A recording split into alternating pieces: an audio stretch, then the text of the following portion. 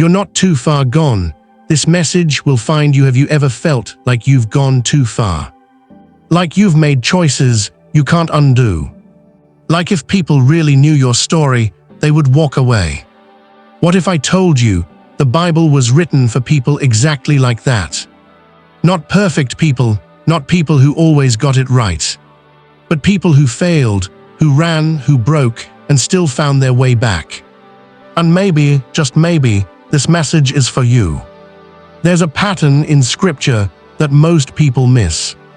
It's not just about rules. It's not just about miracles. It's about restoration. Over and over again, we see the same truth. God doesn't chase perfection, He restores the broken. Think about that. Because if that's true, then your worst moment isn't your final chapter. Let's start here. In the beginning, humanity had everything: peace, purpose, connection. And yet, they still chose to walk away. Not because they didn't know better, but because they thought there was something more out there. Does that sound familiar? We chase things too, don't we? Success, validation, relationships, money, control. And sometimes, in chasing those things, we lose ourselves. We make compromises. We ignore that quiet voice inside us. We go further than we ever planned. And then one day, we wake up and realize we're not where we're supposed to be. But here's the powerful part. The Bible doesn't end the story there. It never says, "You messed up, so you're done." Instead, it asks a different question. Where are you? Not as an accusation, but as an invitation. Because no matter how far someone has gone, God still calls them back.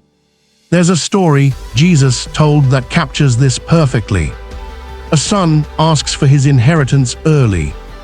In other words, he's saying, "I want what's yours, but I don't want you." And his father lets him go. The son leaves home. He spends everything. He chases freedom and finds emptiness. Eventually, he hits rock bottom. No money, no dignity, no hope. And in that moment, he realizes something. Even the servants in his father's house live better than this. So he makes a decision. Not a perfect decision, not a confident one. Just a small, broken step. I will go back. Notice this. He doesn't go back as a son. He goes back hopping to be a servant. He expects rejection. He prepares a speech. He lowers his expectations. Because guilt does that, doesn't it? It tells you, you don't deserve to come back. You've done too much. You've gone too far. But what happens next changes everything. While he's still far off, his father sees him. That means the father was watching, waiting, hopping, and instead of turning away, he runs toward him. Not slowly, not cautiously. He runs. In that culture, dignified men didn't run. But love doesn't care about dignity. Love moves. The son starts his speech. "Father, I have sinned." But he doesn't even get to finish. The father interrupts him. Not with anger, not with punishment, but with restoration. He gives him a robe, a ring, sandals. These aren't random gifts. They're symbols. You're still my son. You still belong. You're still loved. Let that sink in. Because this isn't just a story about someone else. This is about you. Maybe you've walked away. Maybe not physically, but in your heart. Maybe you've drifted. Maybe life got busy. Maybe pain made you distant. Maybe disappointment made you question everything. Or maybe you made choices you regret. And now you're sitting there thinking, if I try to come back, will I be accepted? Here's the truth the Bible keeps repeating. Yes, not because you earned it, not because you fixed everything, but because love was never based on your performance. But here, where it gets even deeper, because there's another character in that story. The older brother. He stayed. He followed the rules. He did everything right. And yet, when his brother comes back, he's angry. Why? Because he doesn't understand grace. He thinks love has to be earned. He believes acceptance should be limited. And sometimes we think like that too. We look at others and say, they don't deserve another chance. But if we're honest, neither do we. That's the uncomfortable truth. Grace doesn't make sense. It's not fair. It's not logical. It's love beyond reason. And that's the heart of the Bible. Not a book of perfect people, but a record of imperfect people encountering perfect love. People who doubted, people who failed, people who ran away and came back. So where does that leave you? Right now, in this moment, maybe you feel like the son who left, lost, regretful, unsure if you can return.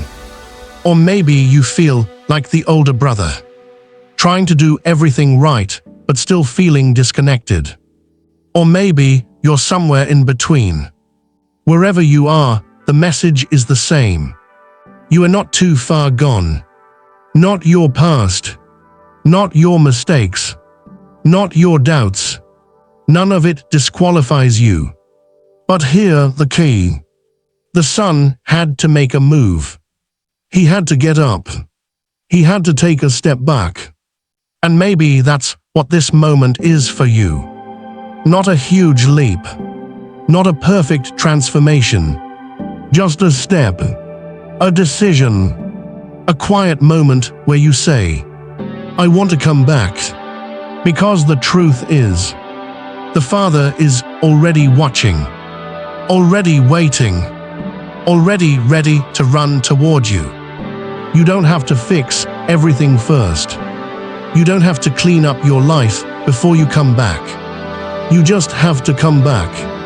And when you do, you won't be met with rejection. You'll be met with restoration. So here's the question. What's stopping you?